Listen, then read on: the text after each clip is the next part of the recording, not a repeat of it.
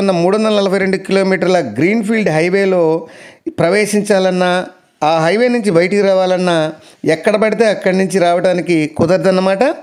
ఈ 342 కిలోమీటర్ల గ్రీన్ఫీల్డ్ హైవేలో కేవలం 13 చోట్ల మాత్రమే హైవేలోకి ఎంట్రీ అవ్వాలన్నా, హైవే నుంచి ఎగ్జిట్ అవ్వాలన్నా, బయటికి రావాలన్నా కుదురుతుందన్నమాట.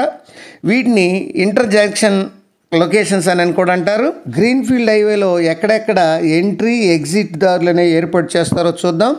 మొదటగా NH-16 మీద ఉన్న ముప్పవరం జంక్షన్ వద్ద ఈ ఎక్స్ప్రెస్ హైవేలోకి ప్రవేశించడం, బయటికి రావడం ఉంటుంది.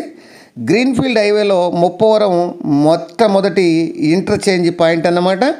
ఇక రెండోది వచ్చి ఇంటర్చేంజ్ క్రాసింగ్ వచ్చి పొదిలి ఒంగోలు రహదారిలో తలమల మరిచెట్లపాలెం మధ్య ఈ ఇంటర్చేంజ్ అనేది ఏర్పాటు చేస్తారు.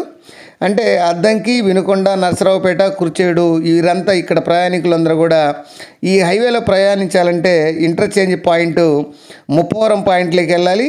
అక్కడ మాత్రమే ఎంట్రీ, అక్కడ మాత్రమే బయటికి రావడం అనేది ఈ బెంగళూరు విజయవాడ ఎక్స్ప్రెస్ హైవేకి కుదురుతుందన్నమాట. ఇక రెండో ఇంటర్చేంజ్ పాయింట్ వచ్చి తలమల దగ్గర అని చెప్పుకున్నాం. ఈ తలమల దగ్గర ఈ మార్కాపురం, పొదిలి, దర్శి, చేంకుర్తి, ఒంగోలుకు సంబంధించిన ప్రయాణికులు ఈ ఎక్స్ప్రెస్ హైవేలోకి ప్రవేశించడానికి సబ్ హైవే 19 ద్వారా మాత్రమే ఈ కుదురుతుంది ఈ హైవేలోకి ఎంటర్ కావడానికి. ఇక మూడో ఇంటర్చేంజ్ జంక్షన్ వచ్చి కనిగిరి దగ్గర ఉంది. కనిగిరి పామూరు నేషనల్